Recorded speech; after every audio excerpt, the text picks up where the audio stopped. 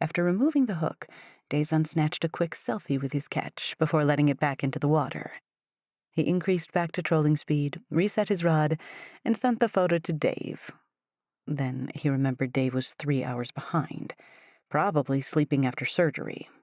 The fog had risen past the treetops and started dissipating. Rays of sunlight burned through several areas and shone like multiple beams of heavenly light. Trying to decide whether he should taunt Dave with an accompanying text, Dazon squinted as light flashed into the corner of his eye. Then his phone vibrated with a new text from Dave. "Nice salmon. Sorry I had to cancel. I thought you might stay home. I'm glad you went. Good luck." Light flashed into the corner of his eye again. He searched the shoreline, maybe 100 yards away, inside a tucked-away cove for the source, but he didn't see anything other than several strands of tall grass on the gravel shore and a thick forest budding to life. When he was about to turn away, a beam of light burst from above and flashed off something on the shoreline. Curiosity getting the better of him, Dazon reeled in his fishing lines and headed toward shore for a better look. A loon hollered, maybe 40 feet away, and startled Dazon. He smirked, shook his head, and turned his attention back to the flash. Dazon lifted the propellers from the water and let the boat bend short reeds of grass out of its way as it crunched onto the gravel shoreline. Attached to the flash was a pale blue, fallen angel-type figure with long black hair. Dazon searched the shoreline for signs of anyone.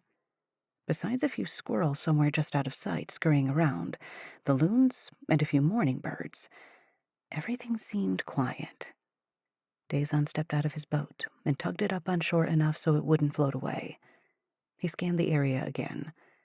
The only thing there was a ghostly, bruised, naked woman lying on small gravel stones several yards away from the shore.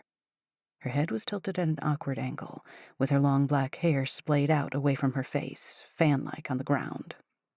His mind flashed to another woman, staring up at him with dead eyes, one he had killed.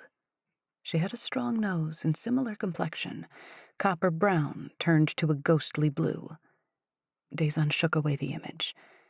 Then her chest rose ever so slightly and fell. She was alive. He acted. In the middle of nowhere, it would take a helicopter several minutes to get there. His bet was that she didn't have that long. Consequences be damned, he removed his jacket and draped it over her. He wanted to move her as little as possible, knowing he could do more damage than had already been done. Taking off his boots, he slid his stockings over her feet and put his boots back on. Inspecting her head, he saw blood pooling down over a rock she must have struck it on. He removed his t-shirt and carefully slid it behind her head, wrapping it as a makeshift bandage. He called emergency services. As he spoke with them, he gathered as much dry tinder as he could and sparked a smoky fire with his lighter. He didn't smoke, but he gripped the lighter and was thankful he always carried it with him. Luckily, there was no wind to speak of, so the smoke drifted straight up. It would help the helicopter find them, and warm her at the same time. Dazon finally remembered Dave was still up. He called him to tell him about the situation and what he had done. "Is there anything else I should do?" Dazon checked her pulse and breathing. It had grown stronger, and she had already warmed some. He reported the information to Dave. With what seemed a smile on the other end of the line, Dave said, "You may have saved her life." Inspecting the silver earring that wrapped around her ear, he noticed some etching. Leaning closer, Dazon saw the name Amia circled by an etched heart. "Keep fighting, Amia.